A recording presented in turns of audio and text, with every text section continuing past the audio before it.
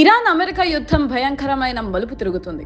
ఒకవేళ ఇరాన్ తన last option వాడితే ఏం జరుగుతుంది? అదే డర్టీ బాంబ్. ఇది సాధారణ అణుబాంబు కాదు. డైనమైట్ లాంటి పేలుడు పదార్థాలకు రేడియో ధార్మిక వ్యర్థాలను కలిపి దీన్ని తయారు చేస్తారు. ఇది నగరాన్ని బూడిద చేయదు, కానీ పేలిన కిలోమీటర్ల మేర గాలి, నీరు, నేలను పూర్తిగా విషపూరితం చేస్తుంది.